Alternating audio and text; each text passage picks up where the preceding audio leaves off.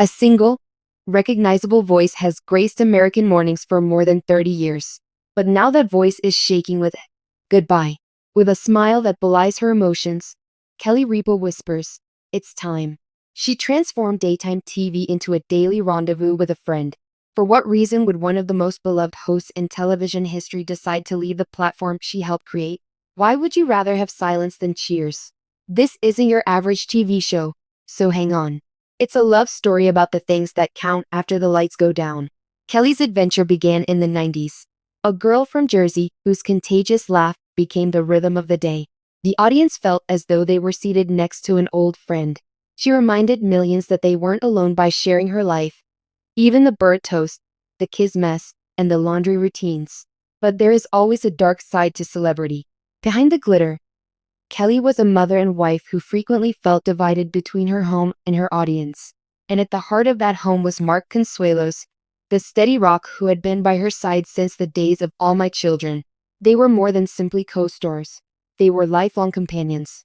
In the midst of script lines and coffee breaks, their love blossomed into an unusual Hollywood narrative that endured while the cameras rolled. She embodied vitality, and he provided stability. The tabloids met the rumors with a touch of comedy when they spun them. However, the question that time poses to every union is universal. How will you decide when the cheers die down? It wasn't a headline that marked the tipping point. There was a rapid pulse. After Kelly woke up early one morning, she realized how many peaceful mornings she had given up while watching Mark drink coffee in the silence. "He seems incredibly calm," she remarked afterwards. "And I wondered when was the last time I just sat still with him." That mystery persisted. Keep up the good work, TV. You have to wake up at 4 in the morning, rewrite something at the last minute, and skip breakfast with your family so you can be in front of the camera for every funny scene. The home became more peaceful as their children left for college and started their own lives. The once calming stillness has become anything but. I felt all alone. The question, "What am I rushing toward now?" started to run through Kelly's head. More likes or more recollections? The location of the upcoming chapter wasn't a studio, she realized. Remaining motionless across the breakfast table was it. Kelly looked over at Mark as they strolled through Central Park one night. "Imagine if I only ceased." Grinning, he wasn't taken aback. "After sunrise, we would finally be able to enjoy a cup of coffee." They chortled, but soon it was weeping. "You know you're losing it if you cling on for too long when you cry this sort. It takes more than one choice to end a 30-year career." Countless gentle farewells, haunted phone calls to friends, conversations with producers, and a farewell part that was written and rewritten multiple times due to the overwhelming pressure of the situation. Instead of glitter cannons on the morning of her final show, Mark was waiting backstage and her favorite flower, tulips, were on the desk. Her smile cracked halfway through her opening statement. She mentioned, "This isn't goodbye forever," as she paused to wipe away a tear. "It's just time to go home." Everyone from the cast and crew to the viewers and even the cameras were on edge. She was there to greet millions of people each morning for 30 years. At long last, she was beginning hers. Something was off about that first Monday. Sunlight seeping through the drapes and the aroma of coffee filled the air. An alarm clock and a makeup chair are non-existent. "Welcome to the rest of your life," Mark said as he gave her a mug.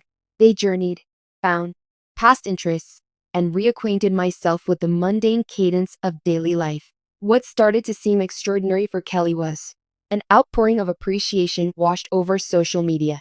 "I woke up with you by my side. You were there for me when things were tough." Kelly perused each and every one. "Then you've been my family," she replied in response, as if I had been any solace. She discovered the truth in that. The performance you leave behind is not a legacy. People remember acts of compassion. Even though the studio hallway where they initially met was deserted, months later Kelly and Mark strolled hand in hand through it. Their laughing reverberated off the walls even though the lights were out and the stage was black. That was the true plot point, in her opinion. One sound has roused the United States of America for almost 30 years. Instead of an alarm clock, it's a joke. A sassy, vivacious, brilliant, and reassuring reminder that, yes, the earth was still turning. It was Kelly Ripa's chuckle. She was a friend to everyone, a constant in a world that was always shifting, and a high priestess of pop culture for 11,000 mornings. On a Tuesday, she stared into the camera, the very same one that had recorded her life for 3 decades and uttered the two words for which no one was ready. Here we go. The room became dark. It seemed as if the headlines were penning themselves. Who would dare to walk away from her position as the unrivaled queen of morning and one of the most successful women in television history? Was it a scandal, a disagreement with the network, or money? Just with most things, the reality was hushed, gentler, and much more relatable. A career ending is not the subject of this narrative. It's the beginning of a love story. If you want to know how to say goodbye, you first need to know how to say hello. There is no way that Kelly Ripa came from the New York media elite. She belonged to the Jersey girl stereotype and was famous for her role as an outspoken soap opera star on All My Children. The industry took a risk when she tried out for the role of Kathy Lee Gifford's replacement. Yet, a discovery was shown to the audience. The anti-host was she. She went beyond simply reading the prompter. She made fun of it. Not only that, but she interviewed famous people. Between them, she engaged in idle chatter. Mistakes were made by her. Her laughter to the point of tears. She recounted the incident of her burnt Thanksgiving toast, her children's tantrums, and her husband's peculiar laundry habits. She wasn't the epitome of beauty. Our coffee-drinking companion was she. All the while, Mark remained at his side. She crossed paths with Mark Consuelos, an unmistakable, powerful, and reserved presence on that very soap opera set. Every Hollywood cliché was disproven in their love tale. More than just falling in love, they tied the knot in 1996 on a Vegas elopement, a hidden agreement to defy global laws. He stabilized her kinetic energy and served as an anchor for her kite. Mark created a formidable career alongside Kelly's rising star, and the two would frequently jet to Vancouver or Los Angeles for filming while Kelly stayed put in New York. Their marriage turned into a textbook example of long-distance coordination, a scripted and secretly sealed alliance. Despite being in the spotlight constantly, they remained steadfast as they brought up Michael, Lola, and Wachine. Even though they were a team, they were beginning to fatigue. Television is the most exacting master of the ravenous ghost that is fame. Kelly could identify the distinctive sound of accomplishment. The alarm goes off at 4 o'clock in the morning. In a makeup chair, she sat as the city slept. She attended production meetings while families were having breakfast. 15 hours of painful preparation went into making every hour of screen time of laughter possible. She accomplished it while caring for infants, teenagers, and a worldwide epidemic. Nothing escaped her notice. After that, though, everyone began to leave the house. A new generation emerged. Lola and Michael were constructing their own life stories. Next up was the youngest, Wen. It was not a metaphor that the nest was empty. There came an abrupt, ear-splitting stillness. After 20 years of making jokes about it, the mayhem was finally over. Additionally, the individual she had been attending to frequently resided on another coast. She had promoted Mark, her accomplice and business partner, to the role of co-host. However, the issue was brought to light even by that, which was a dream for many. Every moment they spent together felt like a stage production. Everything was planned, executed, and timed to coincide with a commercial break. It wasn't a headline that marked the tipping point. The sun came up. Normally, Kelly would get up in the dark, but on that particular occasion, she merely sat. In the quiet of the hour before morning, she saw Mark, who was also wide awake, reviewing his own lines for the day while drinking coffee.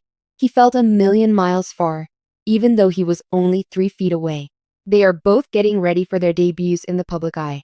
He seems incredibly calm, she remarked afterwards. Moreover, I had this terrible idea. When was the last time I just sat still with him without an audience?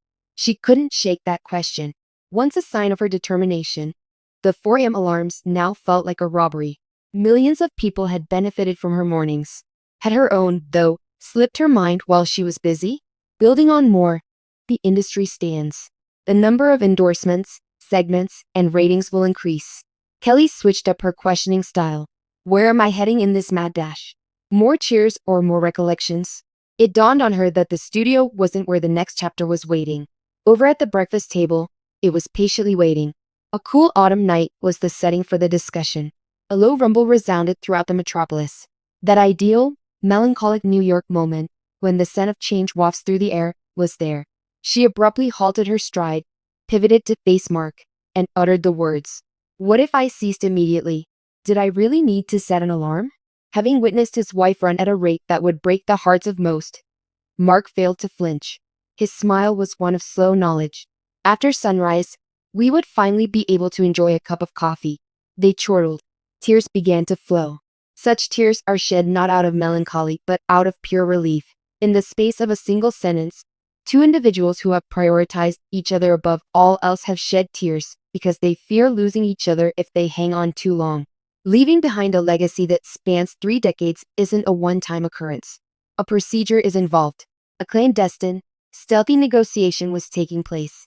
A heartfelt phone conversation with her producer, who has been her work family for decades. It was like writing the same farewell speech over and over again, with each draft feeling inadequate in comparison to her profound appreciation and her heartbreaking loss for her staff. Naturally, the tabloids made up stories. Her departure was coursed. It appears that she is illness. It's a feud. The point was lost on them. It was more like a getaway. There was progress. There was no reason for her to flee. Someone was the target of her sprint. The studio was alive with a distinct kind of enthusiasm the morning of her final broadcast. There were tulips, her favorite flower displayed on the desk, and a receptive audience, no glitter cannons or marching bands, just the two of them.